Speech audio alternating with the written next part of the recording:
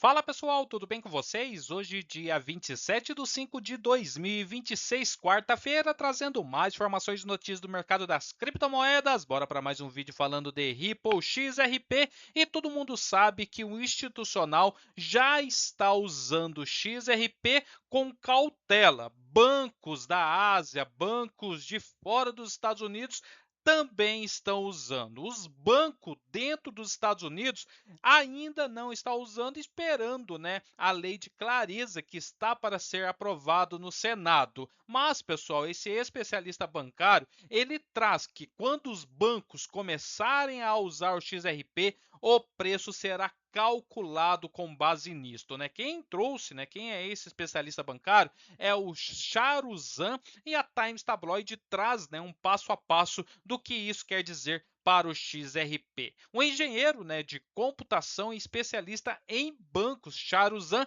compartilhou, né, uma explicação detalhada de como o XRP poderia funcionar dentro das finanças institucionais, argumentando que os modelos tradicionais de capitalização de mercado não representam com precisão o papel pretendido do ativo. Ele fez um tweet recente ali, né, na plataforma X, aonde, né, o Charuzan descreveu o XRP como uma commodity digital projetada para gerenciamento de liquidez e liquidação transfronteiriça, em vez de apenas para a avaliação especulativa. Essa liquidação transfronteiriça é o que a gente sempre bate aqui na tecla, né? Liquidação transfronteiriça é transações internacionais, aonde é a maior utilidade de XRP, mas, né, o XRP está por trás aí de um grande ecossistema. Então ele descreveu o XRP como uma commodity digital, que já é mais um produto dentro desse ecossistema do XRP. Aqui ele coloca, né, algumas informações no seu tweet que ele fez ali na plataforma X, e aqui ele coloca, né, valorização de 43 mil%, né, XRP chegando naquele valor que muito se fala em 589. Mas, né, o XRP tem que ter ali o quê? Um argumento de liquidez institucional. Como eu falei, o institucional já tem os seus ETFs, né, as grandes, né, players do mercado de Wall Street, onde tem bilhões, trilhões ali em ativos de custódia, comprando muito XRP, mas o institucional vai muito além disso. Por isso que eles estão ainda com cautela. Nessa publicação do Charuzan, ele afirmou que a capitalização de mercado é uma métrica usada principalmente para ações e não deve ser aplicada da mesma forma a um ativo de ponte institucional como o XRP, né? O XRP serve como uma ponte para interligar principalmente uma moeda fiduciária de um país para o outro. Segundo, né, a explicação, o valor do XRP em um ambiente institucional maduro dependeria mais da disponibilidade de liquidez nos sistemas de pagamento do que de números de oferta em circulação. Então aqui ele coloca, né, o supply ali em circulação do XRP como, né, apenas um exemplo, apenas uma metáfora, vamos colocar assim, que ele não leva, né, esses números pela circulação, mas pela disponibilização de liquidez. Nessa postagem, pessoal, ele fazia referência específica a bancos, mercados de câmbio, institucionais aí em compensação, como o Deposit Trust Green Corporation, que é o DTCC, e o sistema de contas, que é o nosso e vosso. O Charuzan XRP argumentou que essas entidades começarem a usar o XRP em larga escala, o preço aí do XRP, né, do ativo, será influenciado pelo que foi descrito como liquidez efetiva disponível no serviço de pagamentos Ripple e liquidez sob demanda. Esse comentário sugeriu que a utilidade do XRP viria do suporte e grandes volumes de transações em sistemas financeiros internacionais, em vez de se concentrar apenas na oferta.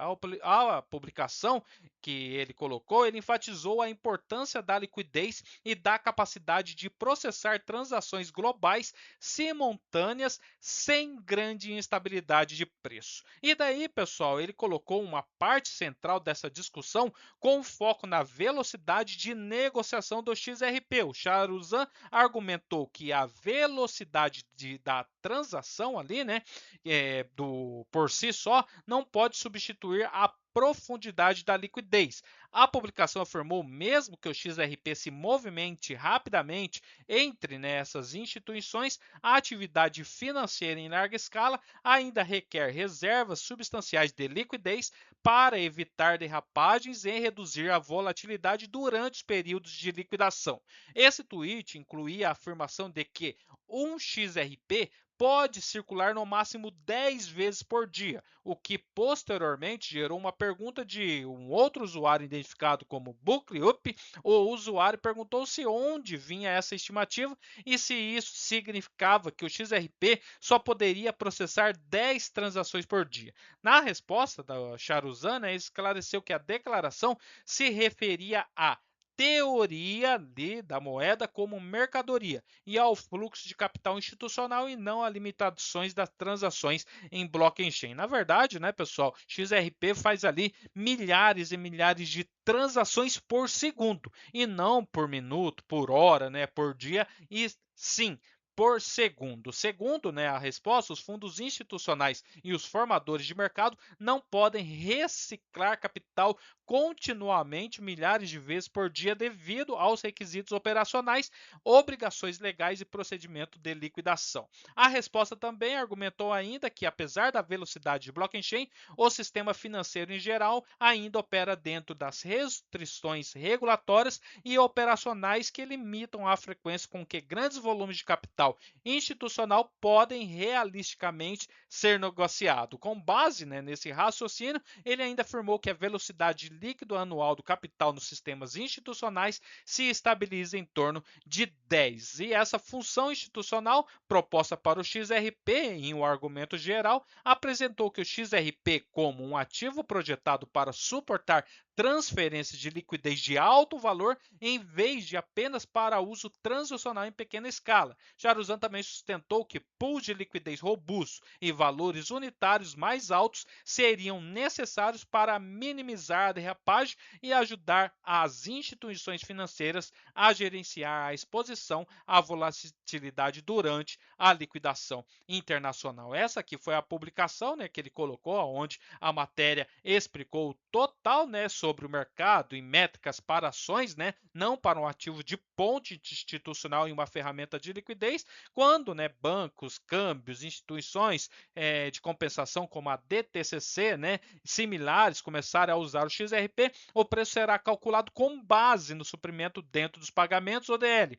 preço calculado a partir da liquidez e não do supply circulante. A velocidade do XRP não substitui a profundidade de liquidez, você precisa considerar o volume simultâneo de transações global, velocidade 1 XRP por 10 vezes por dia, circular no máximo, e o XRP que possui os pools profundos de liquidez e a alta capacidade de valor unitário necessário para eliminar o slippage e neutralizar o risco dessa volatilidade para bancos durante o trânsito. Então, tudo isso levaria para o institucional usar ainda mais XRP e os bancos, principalmente, entrarem com tudo para usar a utilidade do XRP. Beleza, pessoal? Valeu, até mais. Tchau, tchau.